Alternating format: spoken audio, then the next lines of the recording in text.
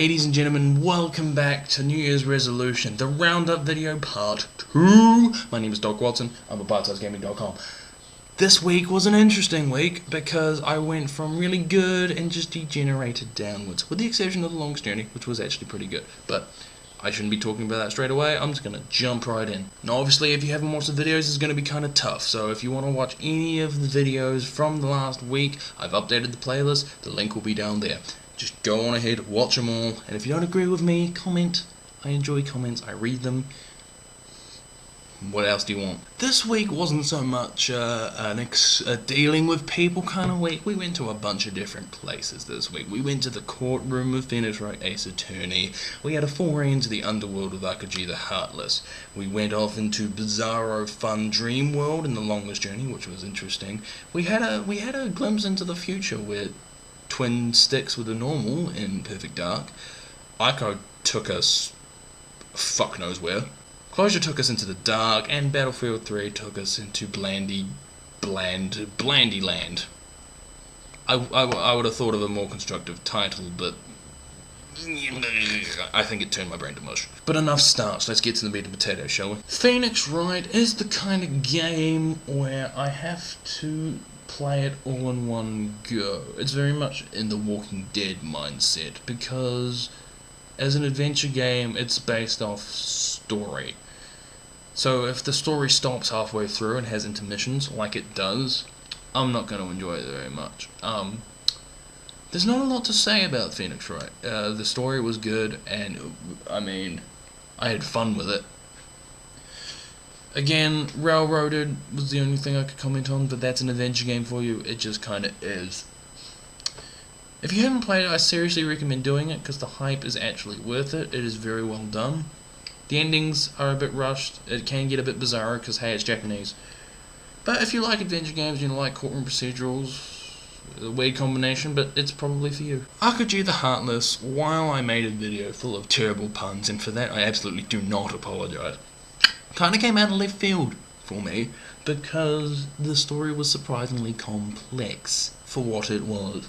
Akaji was a very flawed hero, having to fight his own family, finding his own heritage to be a better person. The platforming could do with some work, and the graphics were, 1999 PS1, so what do you expect?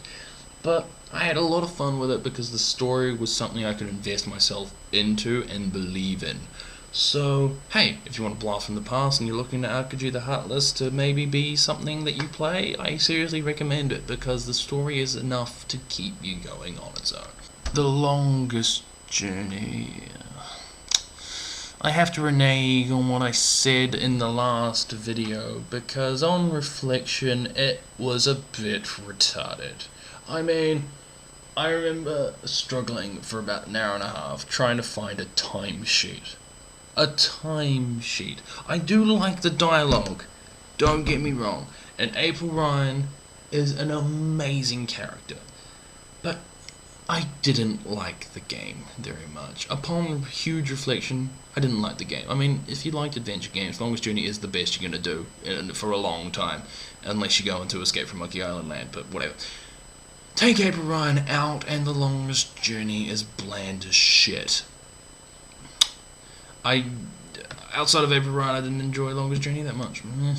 Perfect Dark was silly. Perfect Dark was absurd.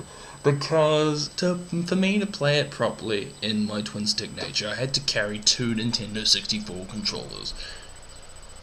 This is just... The game is ridiculously dated, okay? If you're gonna play it, play the updated version. I think there's an updated version of Perfect Dark on the Xbox Live Arcade, so play that instead, because it makes more sense. I mean, the gunplay was good, it was very run and gun. Well, kind of was a disjunct from what I was expecting. But I had fun with it, except the fact that it's dated. Some graphical updates, some controller updates would have been fine if I played the Xbox Live Arcade version, but I didn't. I played the Nintendo 64 version, so those are still problems. And they're problems that are very evident and it'll hinder your progress in the game. So take that into account. Ico is probably the only game on the list where I didn't have a lot of criticism for it. I mean, the aesthetic of the game is phenomenal. It is a beautiful, beautiful game. Admittedly, the entire game is just one long escort mission, but you can kind of look past that because the world is so glorious. It's such an amazing looking game, especially in the HD, which is the one I played on the PS3. It goes to show you that it's not all about playing the game that makes it amazing. It's about where you are. It's about the immersion factor. And in terms of immersion factor, Ico hit the nail on the head. It is a truly wonderful game. Closure. Now, if I have to give an award of anything that Closure has done, that uses its mechanics beautifully. It's such a intricately built game. It's the antithesis of Ico. While Ico looks amazing but plays a little bit weird, Closure looks a little bit weird. I mean, the art style is good, but it's, a bit quirky. The mechanics are immaculate. I think Ico and Closure kind of help each other. It's a very vivid disjunct, because Closure does all of its work via mechanics, and it does its mechanics amazingly well, and it's a beautiful game to play. Any other criticisms I could find are probably just the difficulty at points, but other than that, it is a very, very good game, and I highly recommend it. Battlefield 3. I don't know why I had a habit of ending weeks on shitty games, because Battlefield 3, along with Titan Quest, are both arse. Now, Titan Quest was just generally bland and bad, but Battlefield 3 set a new standard for average. As stupid as that sounds, it is. I can't judge it on its multiplayer because I don't play multiplayer first-person shooters because I'll get stomped. I'm not good enough for multiplayer first-person shooters, I'll openly admit that. Single player was railroaded, it was bland, it was boring, and it was dusty. And it was just not enjoyable. I mean, the graphics were alright, I guess. I mean, as far as my computer could run them. But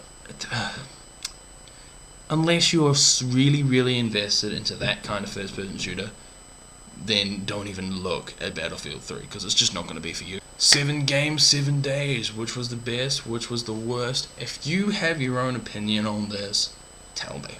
Please, go down there and say your piece, because I do read them, and if you've been following the series, you must have an opinion. I do, and I'm very outspoken, but you might not be so outspoken, so just say it down there. I don't have to know who you are, just yell at me, go ahead. But until you have a chance to yell at me, this is what the best game of the week was. Now, from the Roundup video, you'd think I'm gonna give it to Ico because I just had a giant art boner throughout the entire thing. But the problem with Ico that I found really, really grating, and was the only criticism I could give it, was the fact that the gameplay was a little bit iffy. For having a nice aesthetic and being mechanically sound, the mechanics were beautiful and the aesthetics matched it as well. I'm going to give this week's award to Closure, because Closure, as much as I leveled it with criticism in the main video, the mechanics of the game are what really make it great. It can be as beautiful as it likes, and I think Ico proves that you can like a game based on aesthetic alone. But Closure just has it all. The aesthetic matches, the mechanics are amazing. What more do you want? Closure is a very, very spectacular game, and it is my game of the week. Another week of games! We're done! I understand that this video is late, but it's okay, because I have a double header coming in the form of Time for Cook and Damnation on the other channel. So if you want to go watch that, the link will be down there as well when I get round to it. But until then, thank you for sticking around. Your patronage is very much appreciated. You guys stay classy, and I will see you tomorrow. Or on my other channel if you haven't watched it. Hint, go watch it.